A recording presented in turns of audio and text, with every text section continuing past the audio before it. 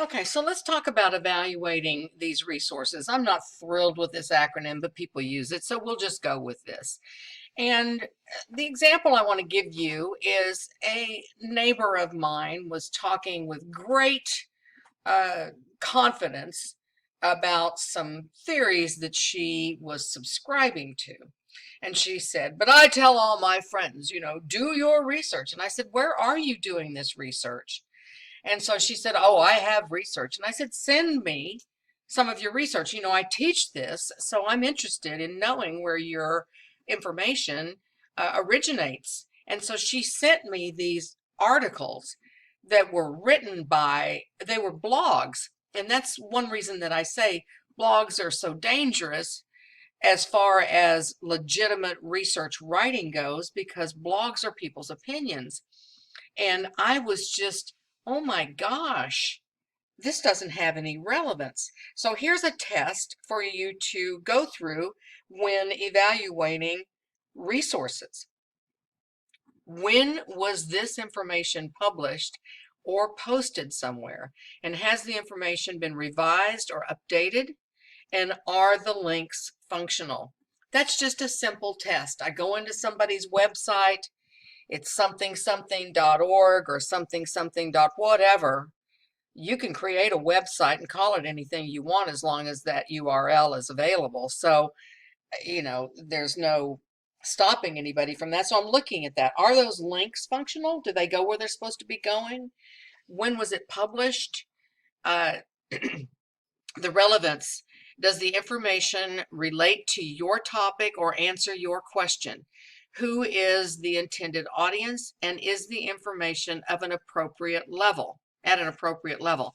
So this is where the weeds get a little thick sometimes, because I'm trying to find an answer, and the next thing I know, I'm in YouTube watching a cat play the piano. I don't know if that's ever happened to you, but it helps me. This is where an outline becomes so important, so that I know what my question is and I can filter through all of the stuff and get to the answer that I want to find.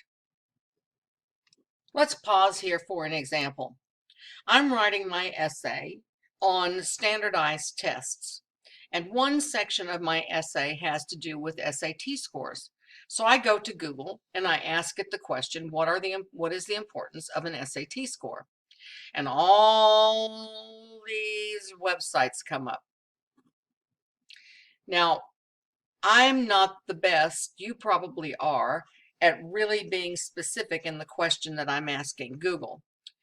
But what I want to show you as far as evaluating the relevance of a source, USA Today is going to be a collection of news reports. Whether they're vetted or not, by vetted I mean legitimate, I don't know. Okay, College Raptor, does that look like an vetted website? Do I want to spend time on that? Here's a blog, pass right on by. Ivybound Net, Princeton Review, that is going to give information based on a particular bias. What is that bias? Remember, we've studied that. What is bias? That means that the information about SAT scores provided by the Princeton Review are going to be academically biased based on that site. Maybe I can look into it if I want to. I just don't want to spend time studying something that I don't need to see. Quora, absolutely not. That's as bad as Yahoo Answers. Uningo, Edweek, when in college. Okay, so I need to spend some time finding the answers to my questions. Now, as you can see, because I asked Google a very vague question, I came up with 43 gajillion websites. So let's see if I evaluate just one of these, because what we're talking about right now is evaluating a source. So let's go on down to this Princeton review and see what the review has to say. And applying that first criteria, I see that this is Princeton Review. I'm going to go down here and see when this was last updated. And it's 2021. So we're in January of 2021 as I write this. So this looks like it's updated. And now I can see more detailed articles in this database of articles called the Princeton Review. And I can see quickly if any of these suit my needs, are going to answer my questions. It's nicely organized. I see the questions are asked in logical order.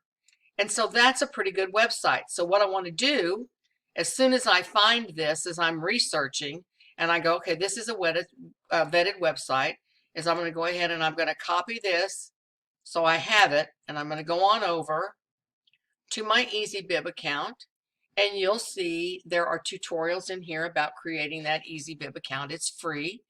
And I created a new citation list, and I'm going to call it Standardized Test Essay. I'm going to create that. As soon as I click on this, everything I add is going to be contained in this folder.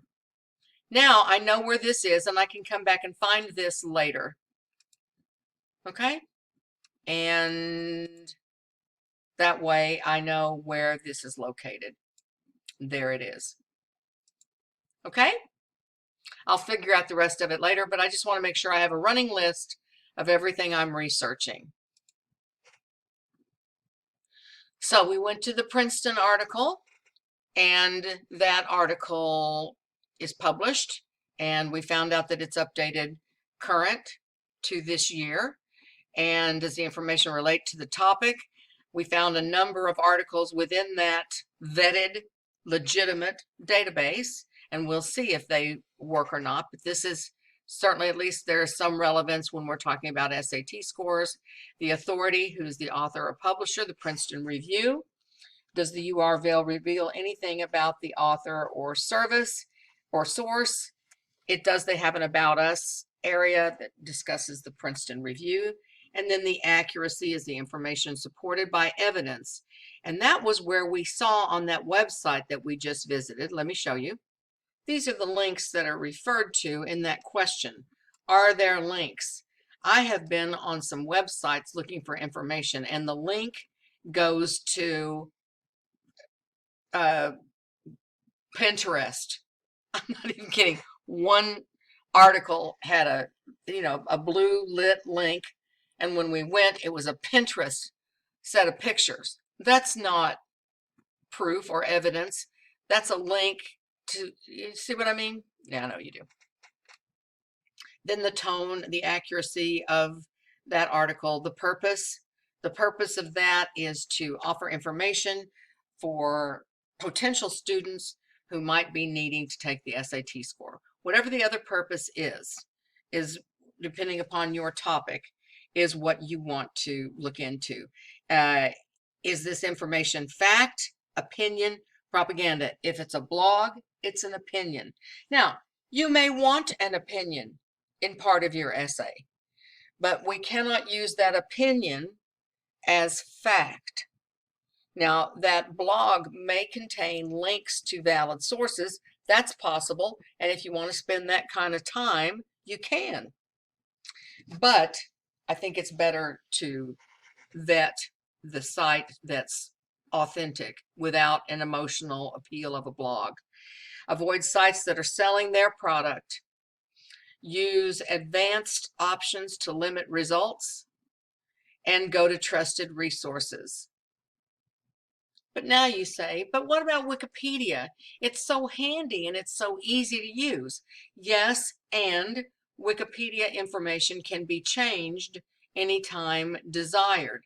So it's not a vetted source, but there is a bibliography included in Wikipedia, and frequently this bibliography can offer some handy links to I have found some jewels in Wikipedia. It's just that Wikipedia cannot be the source of my information. It can provide links that I can spend time looking into to see if they meet whatever needs I am. I'm just showing Tom Jones because it's an 18th century English literature novel, and finding information about Tom Jones could be challenging. So Wikipedia is a great place to start. Understanding that I need to look into these links and find out exactly where they go to see if this is going to be a valuable link or a permanent dead link. That doesn't look good. But do you see what I'm saying? Okay, I know you do. So that's how we evaluate the legitimacy of a source, otherwise known as vetting. We are going to vet the source. That concludes this tutorial.